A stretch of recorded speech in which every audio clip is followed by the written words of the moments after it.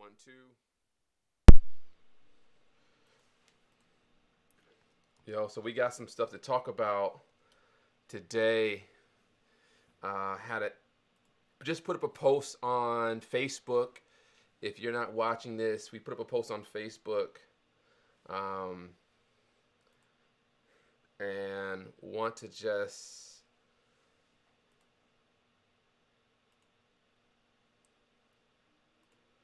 hold on. I want to share this real quick.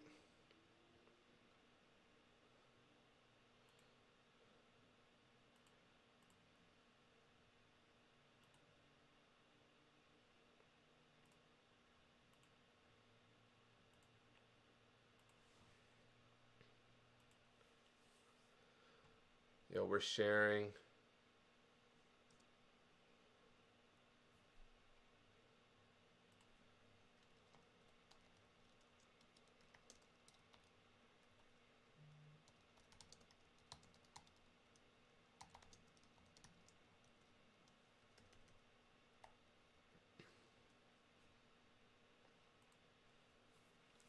So we're sharing. We're also live on Instagram. What's up, y'all? So, so we put up a post on Facebook, and we talked about why, true or false, do you believe that the majority of people hate their job? That was the post. Do you believe that the majority of people hate their job? And uh, overwhelmingly, the majority of people said that yes, facts. The majority of people do hate their job. Uh, show enough hate their job. I'm actually trying to find it. If you're watching on IG, I'm gonna be going to the whiteboard, and so I want to encourage you to jump over to my Facebook page, because I'm gonna be doing some teaching today, and I want to break this down. So we had 38 comments. I just posted it 2 hours ago. Uh, we had 38 comments, and the majority of people, sorry, we had, 38 comments, and I think everyone pretty much said they hate their job, and they're not speaking directly for themselves. So like, I'm not coming for anybody on Facebook who responded to the post, but when asked the question generally, do you think the majority of people hate their jobs? The majority of people on Facebook said, yes, I believe that the majority of people actually hate their jobs, which is mind blowing, because these are people, the majority of us, right? We're working jobs, and for a lot of people, you went to school for this job.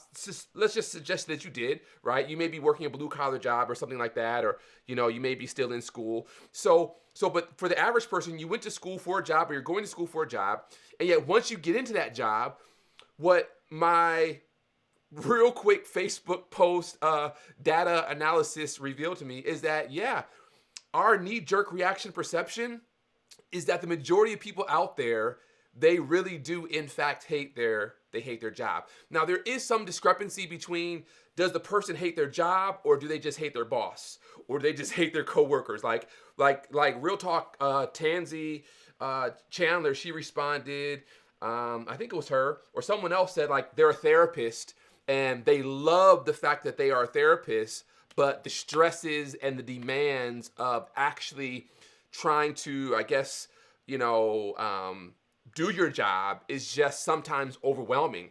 So yeah, if I could just work with patients one-on-one without having the burden of all these other demands upon me in the workplace, then I would love to be a therapist, or I would love to be a teacher. But it's the fact that I have to teach and I have to do all of these other things in order to either satisfy what my boss is saying or administrative responsibilities. And so when you kind of pull it all together, the majority of people, in fact, do hate their job. Like, let's just say it like that. The majority of people, in fact, do hate their job. Now, I want to, my man Benjamin Lundquist put this. He put this in the chat, and I want to throw it. In the chat as well. So he threw up an article He threw up an article that was produced by Gallup. And if you know Gallup, Gallup is like a basically a company that collects a lot of data and that does that type of thing. So he produced. Yeah, I'm just trying to find it. My bad. So where is it? Where is it? Okay, there it is. So he threw up this. He threw up this. He threw up this joint from Gallup, and basically, I want to read to you. I want to read to you what it said. Let me just throw this up there real quick.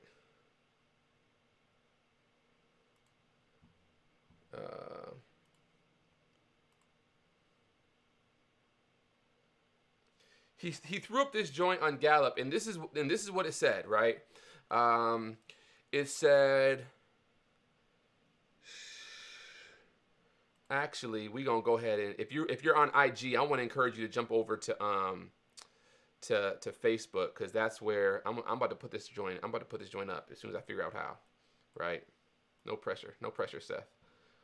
How do I get this up there? Let's see. Let me just create a new scene real quick, right? Actually, let me not create a new scene while I'm doing this joint. Yo, so basically what he said was, I'm just gonna read it, right? It's on Gallup. It said 15% of the world's 1 billion full-time workers are engaged at work. Check this.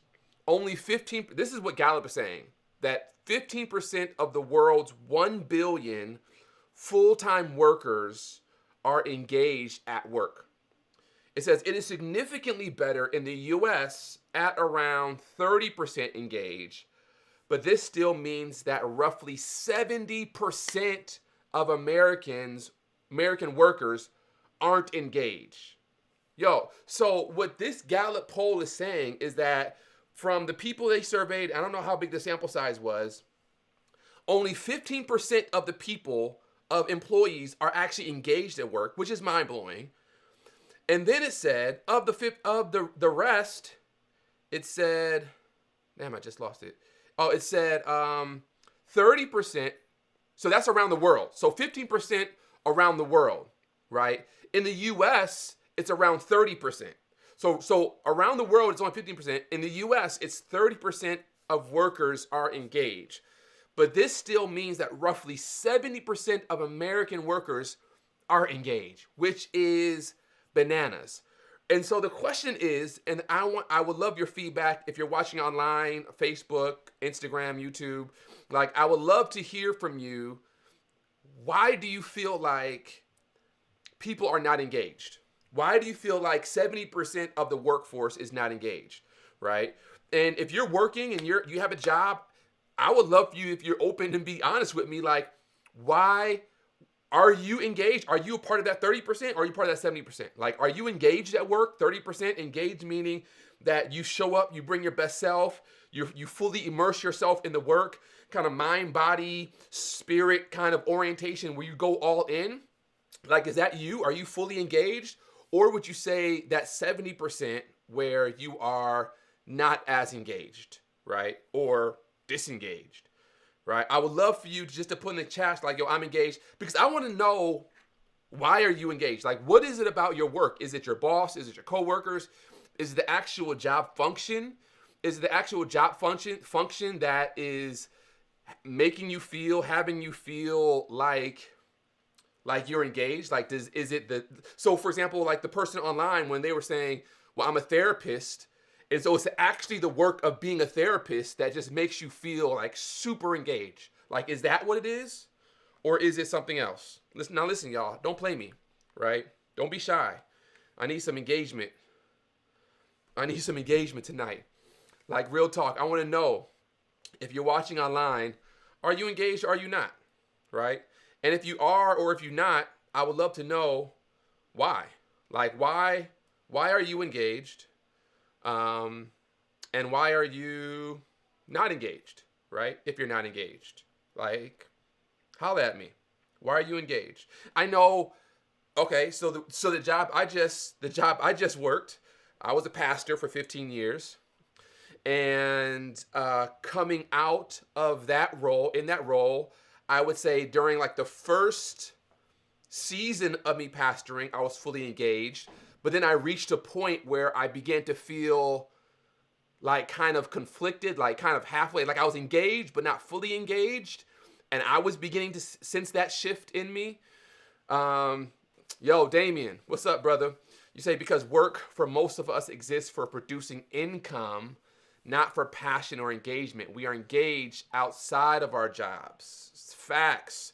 So basically, he's saying, like, listen, the only reason why we're really engaged or not engaged is because it's just a means to an end. Like the job that we're doing is literally just a means to an end. And I think this probably speaks to a lot of people that if there was a different end, we would probably switch jobs. Like I'm working this job because I know I need to get this check, and I may have accepted this job because at some point this was something I wanted to do, but then once I got actually into the job and started to have to deal with the pressures of the job and the reality of the job and the pressures and the reality of the people that I have to deal with in the job, like if I could do something else and still get that same result, I'm out. I would do something else. This person says, I find LinkedIn. Yo, what's up, brother? This person says, I find that disengagement is closely associated with one inability to connect what they do with meaning or impact, right? Okay, so you're saying the reason why someone is disengaged is because the actual job function or the context of the job doesn't have as much meaning to them. That's a good point, right? So you keep going. I like this. So the healthcare finance executive who doesn't see the patients or families or patients that they serve, they've forgotten the point. Very, very good point. Very good point. So if you're not fully seeing the end result, right? So if you're like too far up the chain and you're not seeing like where the impact is being made on the bottom level, where the patients are being touched, the patients are being impacted, sometimes that distance from what you're doing and the decision that you're making to actually the impact that is making on the ground, there's a disconnect. And you might lose focus, you lose priority. It becomes more about the dollars and cents and not about the betterment of the patient themselves, and that could create some disengagement, right? Lindrick, LinkedIn says it's really difficult to be fully engaged when fulfilling multiple roles. Is there a workaround to stay engaged?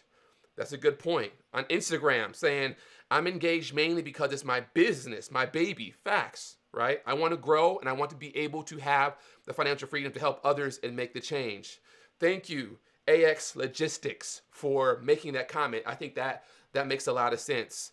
So yeah, Lindrick is saying on Instagram, on LinkedIn, Lindrick is saying when there are multiple responsibilities that you're trying to juggle, like in that space, it can be very difficult to remain engaged as an employee. How can you? In fact, I actually worked on a research project in my PhD program where we looked at the co-occurrence of engagement and burnout.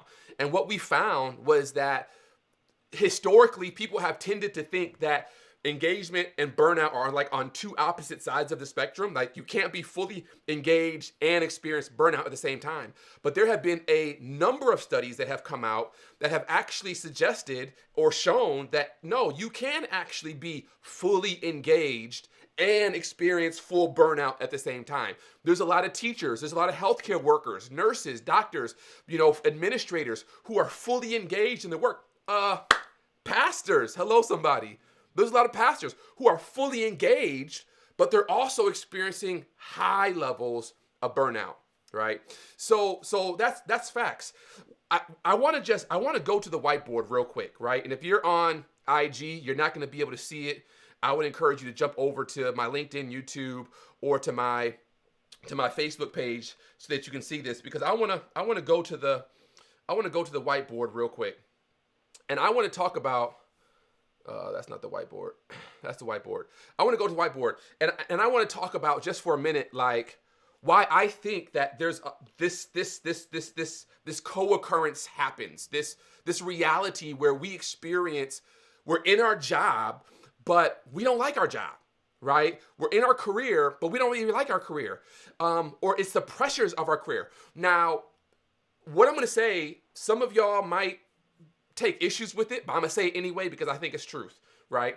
If you go back to Genesis chapter 1, chapter 2, when God made Adam and Eve, one of the things that God gave Adam and Eve was he gave them dominion. If you're with me, just put dominion in the chat.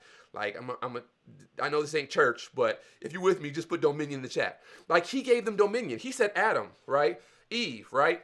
I want you to have dominion over everything that you're experiencing. The fish, the birds, the trees, the land, like all of this is yours. Literally have your way with it, right? Whatever you want to do, have your way with it. And what's crazy is that when Adam and Eve, they experienced the great fall, the moral fall, what essentially happened was on so many levels, they traded in their dominion. So they no longer have dominion. Now they are subjected to the pressures, the work. I mean, literally a part of the curse was that you have to work. Like, you now have to work from the sweat of your brow. You're gonna have to beat the ground. You're gonna have painful childbearing stuff, right? Your labor is gonna be painful, right? Like, that was all a part of this curse that was as a result of sin. And so now we find ourselves in this work environment, right? Where I think a lot of the stress and the frustration and the burnout and the depersonalization that you and I may be experiencing in the workplace is to a large part stemming from the curse. But I don't believe that has to continue in our life. The same way that we believe that, Jesus came and he reversed the curse and now we can experience peace and prosperity. And yeah, we might still have some physical ailments that are a result of the curse. I don't believe stress at work, stress in home, stress in your mental, social, psychological makeup has to be there in your life. I do not believe it at all. Not 1 ounce, not 1 iota. I believe that you and I still have claim to dominion. You and I still have claim to dominion. The same dominion he gave Adam and Eve. I believe that when Christ came, he died on the cross, he has given us back dominion. And now he's saying to us, listen, I have empowered you, I have gifted you, I have equipped you to live your life to the fullest, to allow your gifts and your skills and your passions that your gifts, being such that they will make room for you. Like, I have given you all of these things. Now go and claim again your dominion. Like, I literally believe that is the mandate from God to us with Christ on the cross. Go get your dominion back, right? I've given you all authority through Jesus Christ. Go back and live your life to the fullest, letting your light shine, doing good to your neighbor, loving your enemy, blessing those that curse you, living and walking in abundance and favor and grace. Go get your dominion back. The problem is, I think for many of us, what we do is we trade in our dominion for stability. We trade in our dominion for certainty and surety. So rather than me taking a step out there and saying, you know what, I firmly believe that I can work my 9 to 5, my day job can be in a space that not just provides financial stability for myself, but it provides emotional and psychological and relational vitality to my life. I really believe that. And I want to illustrate this for you real quick because I think this is going to set somebody free. Now, when you think about your life, that's kind of ugly. There are essentially 4 zones that you and I live in, right? 4 zones that you and I live in. My IG fam, I'm on the whiteboard right here. I wish you could see it. Jump over to my Facebook, YouTube, Instagram, Facebook, YouTube, LinkedIn, so that you can see what I'm working on. I'll try to walk through it though verbally. So there's 4 zones that you and I operate in, right? The first zone, we'll call it zone 1. That's a 1, not a 7. The first zone, that's kind of too big, right? There we go. The first zone, this is we're going to call this the job zone, right? This is the job zone. This is where a whole lot of us operate from, right? The job zone is when you don't necessarily have an advanced degree. This is a zone where you are not necessarily going to make a life. You're not going to stay here for your entire life. I mean, I was 14 years old. I had a paper route, job zone. I was 16 years old. I worked at Popeyes Chicken and Biscuits, job zone. I then worked at Office Max, job zone. I worked at Hollywood Video, job zone. I worked at Cracker Barrel, job zone. I worked at the late great Circuit City, rest in peace, RIP, job zone, right? All of these jobs I've had from when I was, 12 years old, paper route, maybe even younger, like 10 years old, paper route, till when I was, graduated from college, which was 19, 21 years old, right? All of those jobs, all of those forms of employment, job zone, right? And for many of us, you watching now, you might realize that you too are in the job zone, right? You might be in between. You might just be doing some odd jobs. You're doing Uber, job zone. You're doing Lyft, that's job zone. You're doing, what else? Give me some examples of job zone, right? And not to be disparaging of anybody, but just this is the reality, right? That many of us many people, they operate in the job zones. Entry-level jobs, just getting your foot in the door. You work at a food service frontline, cashier, waiter, waitress. It's just a job zone. You don't go into it thinking, yeah, I'm going to do this for the rest of my life. You say, I'm going to do this just to hold me over until something else opens up, until I can get into something else, right? So it's job zone, right? Second, actually, we're going to make this one 1.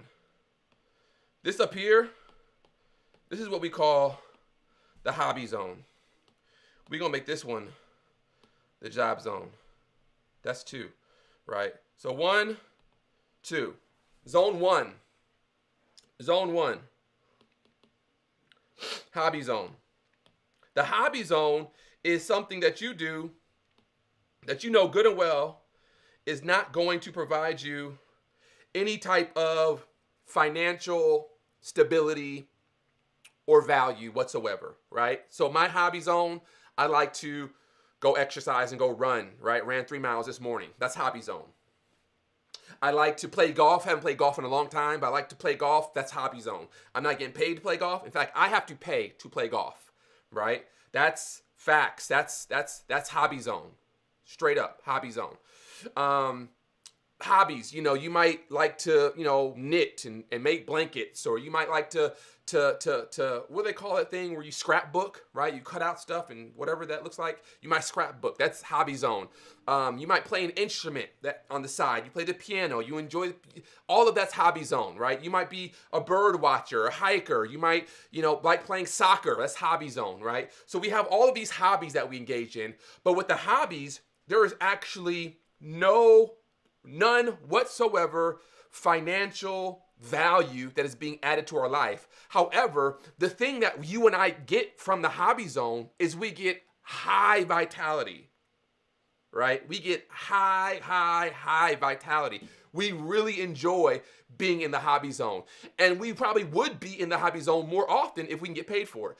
I would play golf all day long, every day, if they paid me for it, right? Just because it's something I love to do, right? I love being out there, great weather, exercise, walking the greens, talking to friends, joking around, competing. I would do it all day long, every day, if they pay me for it. But I'm not that good, so they don't pay me for it.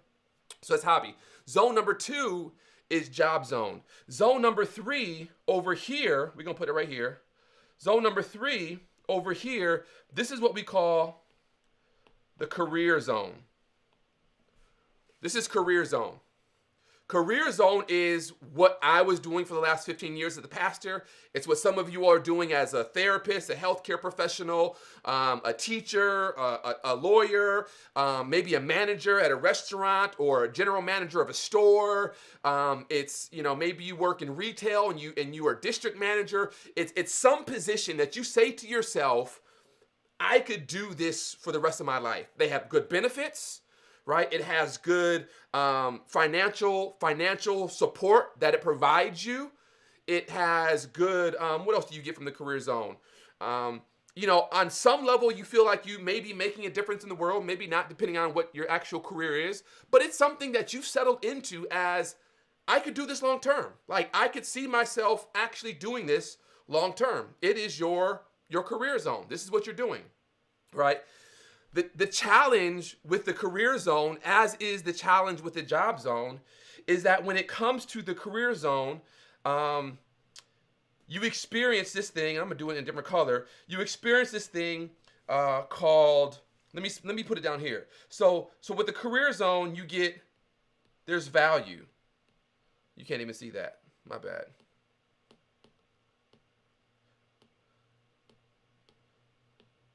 So with this career zone and with the job zone, you can't even see that. Okay, there you go. There is value, right? This value, the further you get over here, the value gets high, right? The further you get over here, the value gets low. I gotta make it so y'all can see what I'm actually writing. Man, let's go. I'm gonna get there. The value gets low. Y'all see what I'm talking about? Value gets high, value gets low, right? So, and when I say value is the monetary, financial return you get for being in this zone, right? So you contribute something to the world, and when you contribute something to the world gives you back value, and that value is measured in monetary increase, right? It's monetary value. So let me just put that. This is monetary. It's monetary value, right, that you get back. So when you're working a job, if your minimum wage, what they say, the minimum wage is still $7.25 or $7.50, that's low monetary value. So you're literally giving something to the world, but what you're getting back is low monetary value. When you work your career, you're giving something to the world, and yet what you're getting back is high monetary value. Now, the challenge with this, though, is that we would naturally think that, because the world is giving you back high monetary value for you being in your career, that somehow that means that you are going to experience high vitality in your job. But that's not the case at all.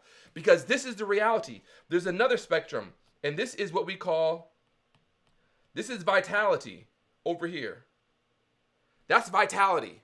And vitality is the level of energy and joy that you get from your job, right?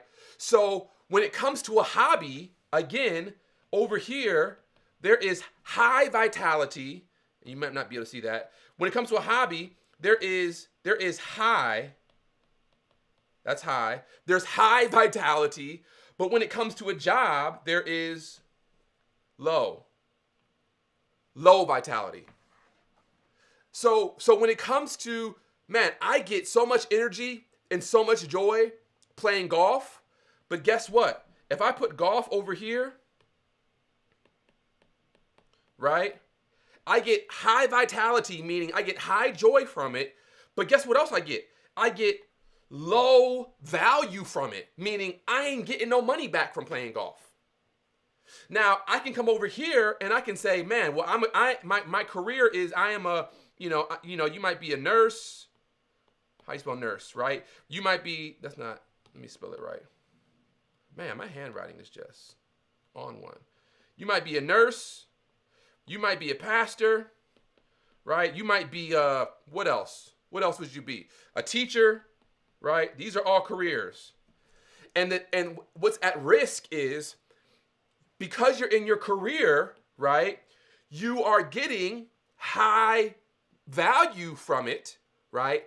But the challenge, though, for many of us, and I think this is why many people don't love their jobs, right? I'm getting to the point. I know it took us a long time to get here, but I'm getting to the point. This is why many people don't love their jobs, is because with your career, you get high value, but you get low vitality. High value, low vitality. For some people, right? I'm generalizing. For some people, you get high value, low vitality, which essentially means that they pay me well, but I have low energy. I dread Monday morning. I don't want to go to work. While I'm at work the entire day, all I'm thinking about is Friday. And when Friday comes, I send a group text to all my workers on Teams and I say, TGIF, thank God it's Friday. And I send a fry yay and I'm so happy that it's Friday. I'm so happy that it's Friday because I can leave this job and I can go now get some more vitality by engaging in my hobbies. This is not everybody, but I think this is 70% of people from that Gallup report I just shared. 70% of people. 70% of people are experiencing high value. And the reality is, with inflation that has hit us all, most of us probably are not getting as much monetary value from our job as we would like. So most of us, if you're honest with yourself, we not only have a 9 to 5, but we got a side hustle.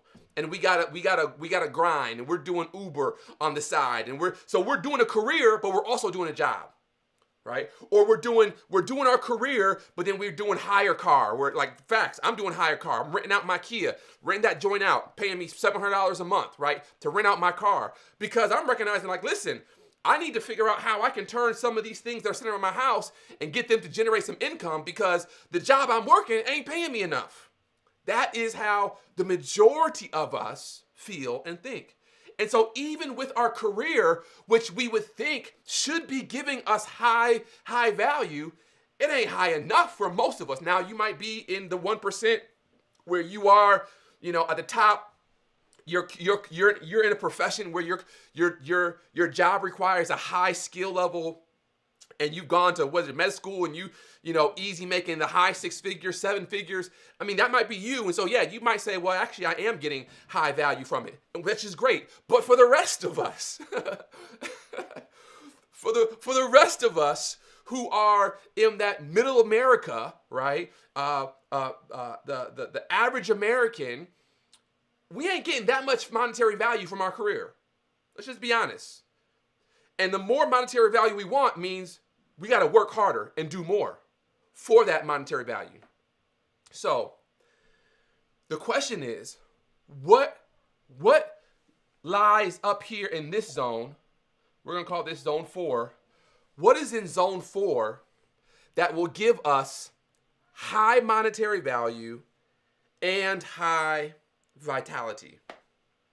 That's the question. What is in zone 4 that will give us high monetary value and high vitality, high energy, high joy? This is what I like to call, and there's a couple different ways, but I'm going to call it, this is your sweet spot, right? This is your sweet spot. This zone 4 is where your gifts and your abilities and your passions and your skills and experience and your faith, right? It all converges together. And you then say, man, this is the great contribution that I can make to the world. And I do it so well that the world pays me well for the service that I render. And I absolutely love doing it. This zone up here is where you experience dominion. This is zone 4 where you take back dominion. You're no longer a slave to the grind. You're no longer punching the clock with a 9 to 5. You no longer dread waking up and going to work Monday morning. But zone 4 is where you have complete autonomy, complete freedom, complete dominion to live your life out of a full expression of your gifting, a full expression of your heart's desire, a full expression of your experience and your abilities and your skills. And you have the courage to step out there and say, you know what? I am building an organization around the vision that God has given me based off of my skills and gifts and abilities. Or you are joining yourself to an organization that is already in alignment with your gifts and skills and abilities. And when you show up on Monday morning, it is like Friday afternoon for you. You, like Eric Thomas, thank God it's Monday, because you love going to work. And not just, I love the task of work, i.e. working with patients, but you love the environment, you love the people, you love the culture, you love everything about your job. And that you would not trade it in for world. And I think what we look at is we look at some of these rare breed entrepreneurs who, are operating in this zone up here, right? I also call this your genius zone, right? We look at these rare breed entrepreneurs who are operating in this space, and we say to ourselves, those are the 1%ers. That's not realistic. That's not possible, right? They were born with a silver spoon in their mouth. They were born with an advantage. They were born with something. They have something that I don't have. And we literally, when it comes to the zone that we live in, the reason why we justify not being in zone 4 is because we feel as though somehow we have been victimized, either because of where we were born, who we were born to, the state, the city, the year we were born, the environment we were born into, all of the above. We allow that to victimize us and make us feel like, for some reason, I don't have the advantage that they had, so therefore I won't be able to get to zone 4. And so most people, they settle. Hear what I'm saying to you. They settle for zone 2 and zone 3. And when the weekend comes, they run into zone 1 to somehow get rejuvenated for 2 days so that they can have to then be dropped back down into zone 3. That's why 70% of people hate their jobs, unengaged, going through the motions, because they really don't want to be there. The place they want to be is in their hobby zone. But their hobby zone is not paying them any money, so that they're forced to be in the career zone, zone 3, but it drains them. Literally, it drains them of their energy and their vitality. So now, because they're drained, when they show up at home, when they show up into their spouses, when they show up in their children's lives, they show up with less to give, because they're coming from this place of emptiness. Listen, I know I'm talking real good. Y'all need to receive this thing. They're coming from this place of emptiness, as opposed to saying, you know what? Who am I? What am I gifted in? What am I good at? What are my abilities? What's my experience? What are the skills that I bring to the table? Let me put all those things together and step into my zone of genius. Step into my sweet spot where I will experience like full, unrestricted, pre-fall dominion. That's what we want. We want dominion over our lives. We want dominion so we can take our energy back, so we can take our joy back, so we can take our finances back, so we can take our time. Lord have mercy. So you can take your time back.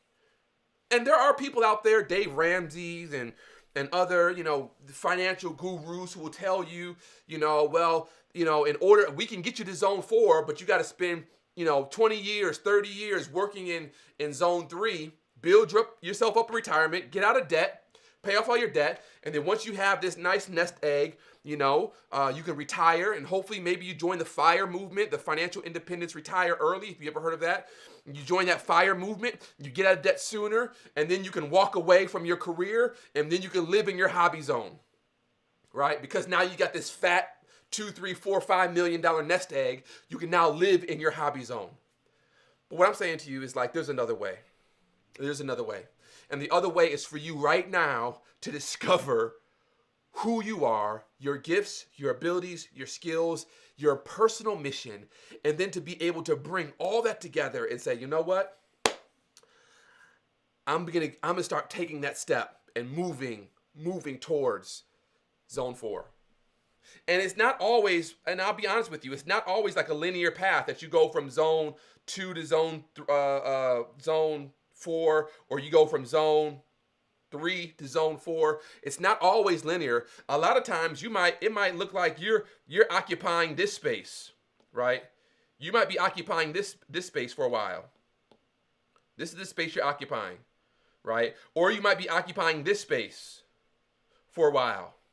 But the idea is that as you are aware, as you come to a level of awareness of who you are, your gifts, your style, your shape, your contribution, all of these things, it then allows you to move. So so I'm about to wrap this joint up, right? I got kids I got to put to bed. What zone are you in? Like talk to me real quick. Like what zone are you in? What zone are you in? Are you in zone 1, 2, 3? Anybody in the chat in zone 4? Anybody in the chat in zone 4? I want to know.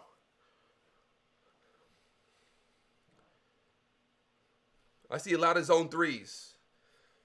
A lot of zone 3s. Instagram, Facebook, LinkedIn. What zone are you in? Twitter. What zone are you in?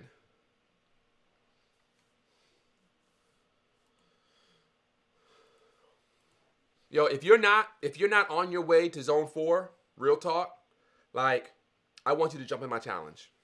Like I'm determined. I'm on a mission to help you get to zone 4.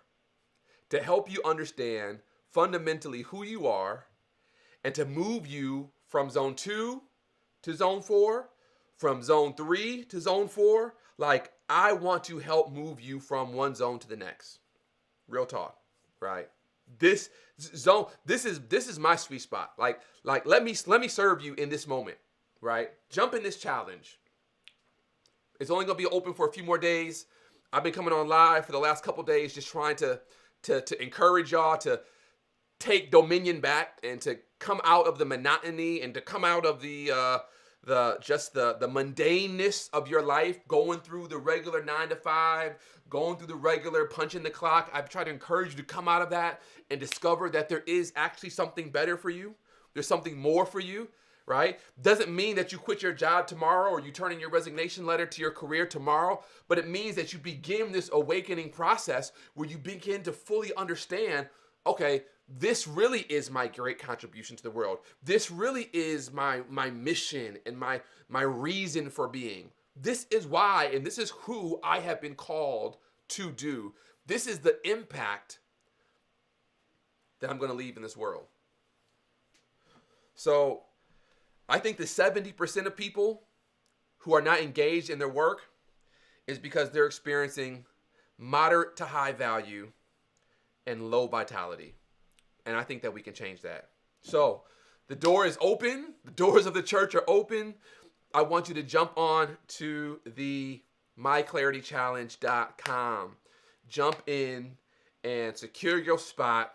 And let's spend 3 days together. We're building out your blueprint, your foundation, who you are, where you're going, and how you're going to get there. All right? It's been real. If this added any value to you, share it, like it, save it, comment on it, let people know about this challenge, and I'll see you in the challenge. All right, peace.